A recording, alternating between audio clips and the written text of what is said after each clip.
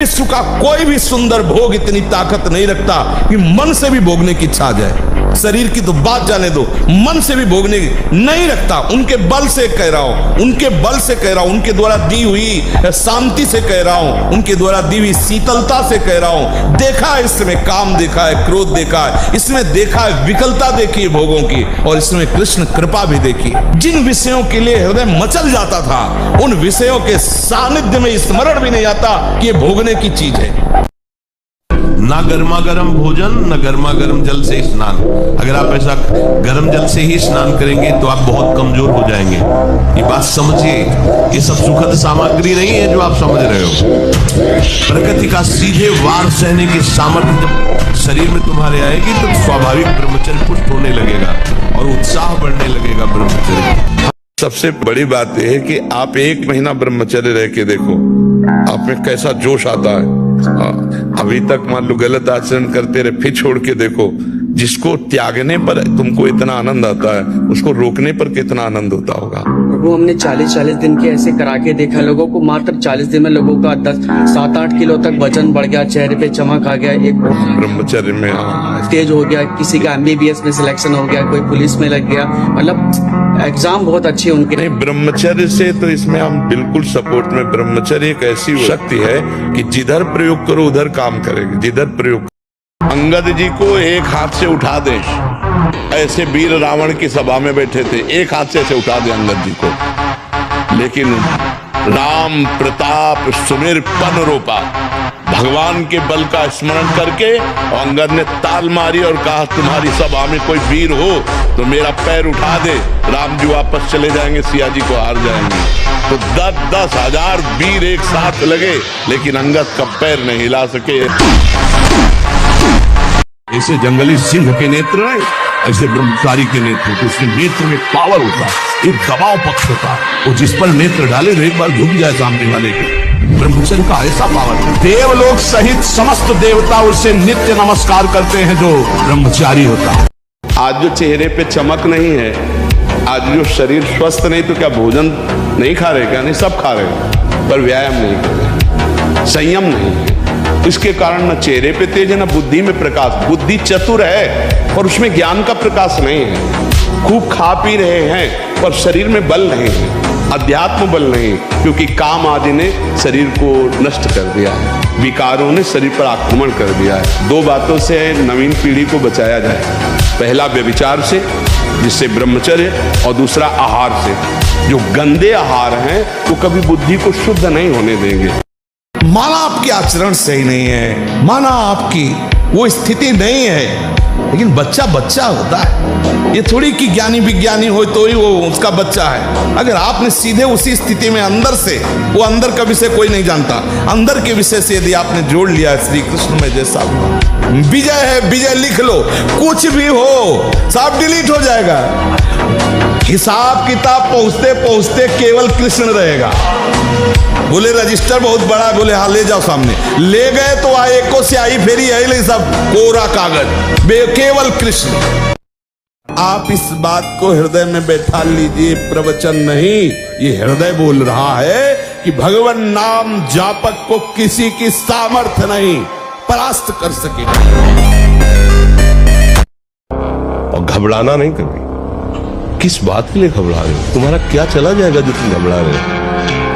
क्या चला जाएगा? ये तुम्हारा था नहीं जिसे तुम अपना मानो। जो सुबह 4 बजे से 6 बजे तक सोएगा वो ब्रह्मचारी रह ही नहीं सकता पक्का। कुछ लोगों को लगता है कि 1-2 बजे ही स्वप्न दोष हो जाता है, 4 बजे की आवश्यकता नहीं। तुमने गलत आदतें की, तुमने अपनी नस नाड़ियों को इतनी घर्षण शक्ति से कमजोर कर लिया है कि रोकने की क्षमता नहीं रखी। तो आपको उदास नहीं होना, ऐसा भोजन छोड़ो, ऐसा संग छोड़ो और 4 बजे जगो। जगने पर तत्काल आप बासी पानी पिए, तांबे के पात्र में रखा हुआ पानी, और 2 लीटर पिए। आप शरीर पवित्र रख के देखो, 1 महीना झूठा मुंह मत रखना, शरीर पवित्र रखो और ब्रह्मचर्य रह के देखो। 1 महीने में आपको ऐसा लगेगा आप देवता। हम नहीं उठ पाएंगे 4 बजे। आपने सब बिगाड़ दिया, परमार्थ का सिद्धांत ही बिगाड़ दिया। हम नहीं उठ पाए, मतलब आप शरीर को बोल रहे हो मैं लेकर के, अब क्या परमार्थ के पति को? शरीर को 4 बजे उठाना है, हाँ उठाना है।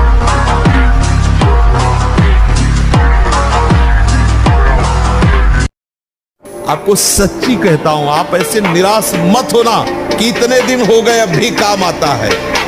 एक दिन वो समय आएगा कि तुम ऐसे छाती ठोक के कहोगे कि किसी की ताकत नहीं कि हिला दे। ब्रह्मचर्य ऐसा कैसे हो सकता है? बल है ना, अध्यात्म बल, शारीरिक बल की बात नहीं कहते।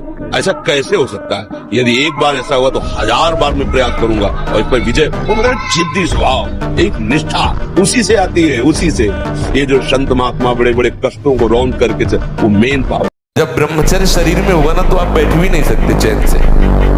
वो आपको इतना प्रेरित करेगा क्रियाओं में, आप जिस कार्य में लगेंगे सांगोपांग करेंगे। आपके ये जो ऐसे बैठे हो, लार बह रही है, ये सब ब्रह्मचर्य वो एक तेजोमय ज्वलंत शक्ति है। ब्रह्मचर्य एक अलग दिखाई देगा आपको, भी आग अलग, आग नहीं दिखाई देती जैसे, ऐसे ब्रह्मचारी आग होता है। आग दर्शन से, संभाषण से, स्पर्श से दूसरों के पाप नष्ट कर दे। अपने आप कोई भी रोग, कोई भी शोक, कोई भी ताप उसे स्पर्श नहीं कर सकता। नाक के साइड में यहाँ कालिमा आ जाना, फिर वो कालिमा धीरे धीरे कपोलों में बढ़ते जाना, ये वीर्य नाश का लक्षण है। वीर्य नाश से उदर लंबा होना, पेट बढ़ना शुरू हो जाता है, आंतें बढ़ना शुरू हो जाती है, उसकी वाणी में मृदुता नष्ट हो जाती है, कर्कशता, रुक्षता आ जाती है, उसका स्वभाव अप्रिय बन जाता है, छाती की हड्डियां दिखने लगती हैं। वो ना तो लोक में ना परलोक में किसी भी कार्य में उत्साह करने लायक नहीं रह जाता। तुम्हें कोई ब्रह्मचारी बना सके ऐसी कोई औषधि नहीं। एकमात्र मन को प्रभु में लगाकर नाम जप करो और जो संयम बताया जा रहा वैसा करो, सब ठीक हो जाएगा, सब ठीक हो जाएगा। तुम समर्थ बन जाओगे अपनी इंद्रियों को रोकने के लिए।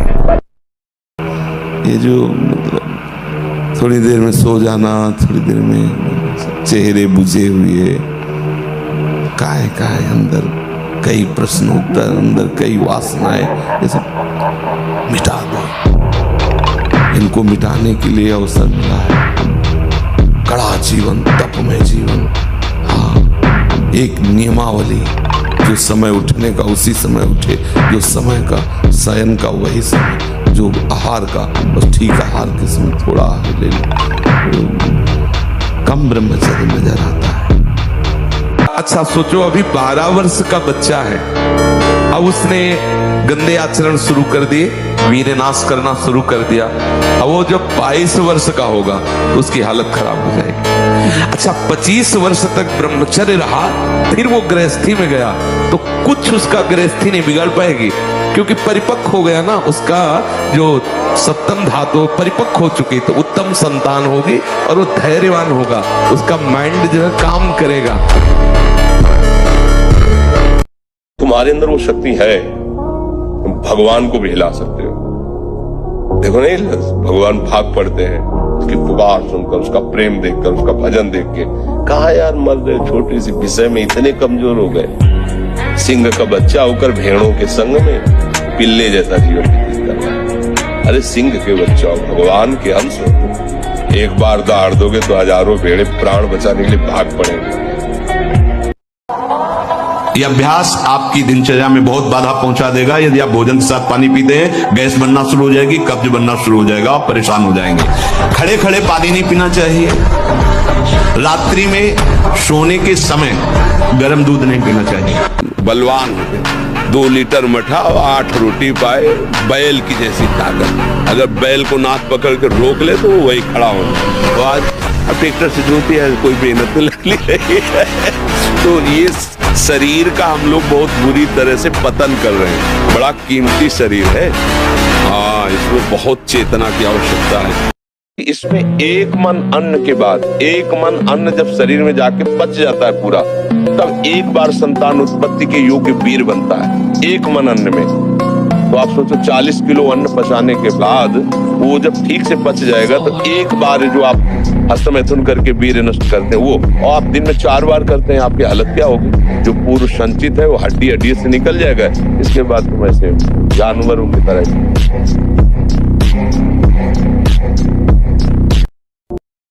जैसे तुम्हारे सामने विश्व के हर भोग दे दिए जाए, इसके बाद कहा जाए कि 8 बजे हैं, 12 बजे तक भोग लो, इसके बाद गोली मार देंगे तुम्हें। पूरा मकान हर भोग है, आप कौन सा भोग भोगेंगे? और अगर जबरदस्ती भोगवाया भी जाए तो तुम्हें इतना भी सुख नहीं मिलेगा। क्यों? तुम्हारे सामने वही बंदूक की गोली यहीं लगी दिखाई देगी, मारे जाएंगे, 12 बजे मारे जाएंगे। क्या हुआ? अगर असली सुख होता तो तुम्हारा केवल चिंतन हटा है और उसमें कोई सुख नहीं। और अगर उसी समय भगवान में तुम्हारी थोड़ी भी रहती है, लेकिन 12 बजे तो बहुत टाइम है, 8, 9, 10, 11, 4 घंटे। हमारे जितने भी अंग हैं जो प्रधान अंग हैं, इनको जब वो पहुंचेगा नहीं ना, तो ये सब देखो गाड़ी में ना डालो पेट्रोल तो खराब हो जाएगी। और इसके बाद आप अच्छे पदार्थ पाओगे तो लीवर में उतनी सामर्थ्य नहीं रहेगी, वो पचाना बंद कर देगा, आपकी बहुत हानि हो जाएगी। संयम से चलोगे तो आनंद ही करना। संयम एक बहुत बड़ा पावर है। सोचो कितना आनंद है उसके रोकने में, जिसके निकालने में आप आनंद समझते हो। ये शास्त्र जो अनुभवी महापुरुषों ने किया है, लिखा है, तो उसको हमें अनुभव करने की जरूरत नहीं, अपने गुरुजनों की बात मान लेते हैं। किसी से लड़ना तो पहले थोड़ा दूध पियो, घी खाओ, दंड बैठक मारो, संयम से रहो, थोड़ा पावर बनाओ, पहले नाम बल एकत्रित करो, थोड़ा नाम जप करो, फिर देखो ऐसा चाटा मन को मारेगा नाम की अपने आप लाइन पे चलने लगेगा, कोई संशय नहीं, कोई किसी भी तरह का विघ्न। अरे आप समझो आप क्या हो यार, भगवान के बच्चे, भगवान के अंश, और कहां फंस गए? कितने तुम अपने आप को कमजोर कर लिए। तुम्हारा कुछ नहीं बिगड़ा, कुछ नहीं बिगाड़ सकता कोई, बस तुम जागो तो यार, सो रहे हो, जागो। एक बार बात तो मान लो ना, कभी तो किसी की तो बात मान लो।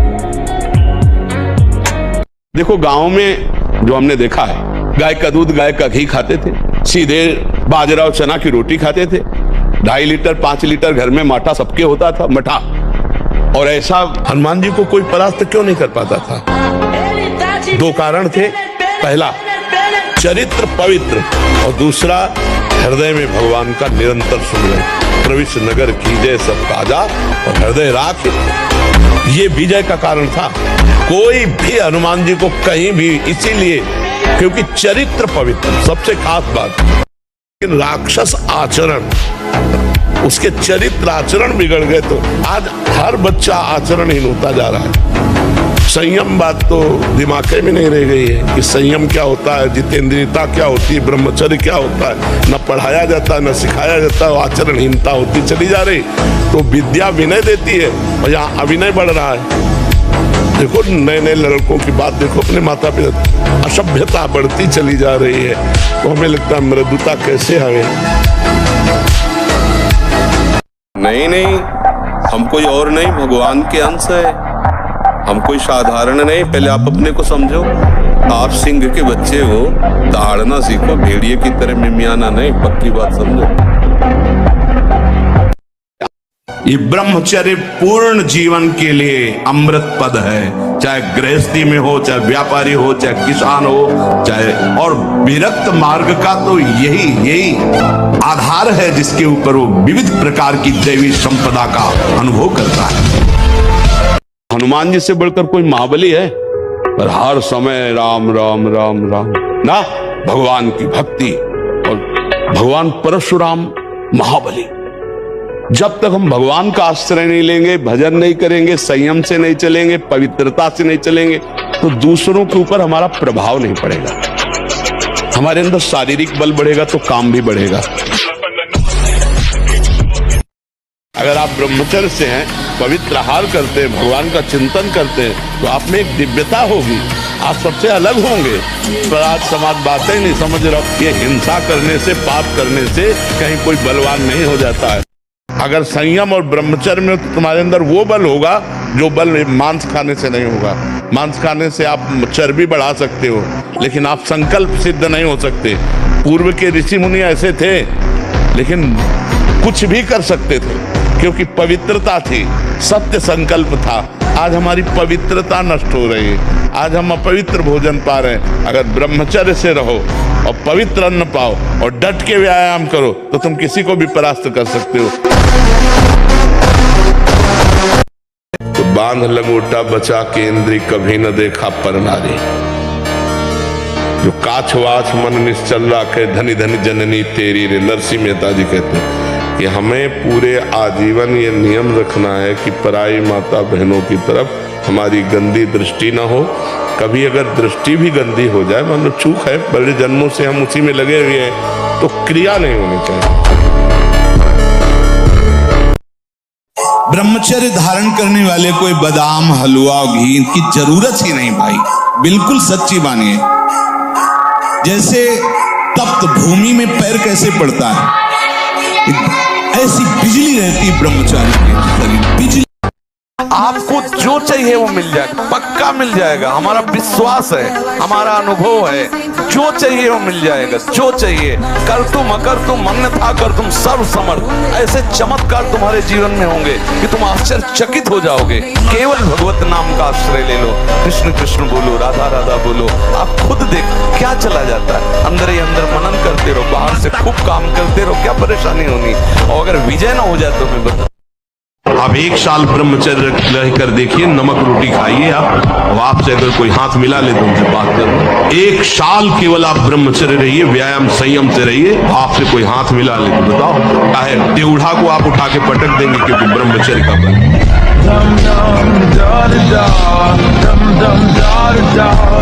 जब हमारा पाप कर्म बन जाता है और कोई उसका दंड नहीं मिलता तो हमको डिप्रेशन में उतारता है। ये दंड है, हर समय भयभीत रहना, व्यर्थ की कल्पना करना, व्यर्थ की चिंता करना, ये उन्हीं पापों का फल है जो ओपन नहीं हुए, जिनका कोई दंड नहीं मिला।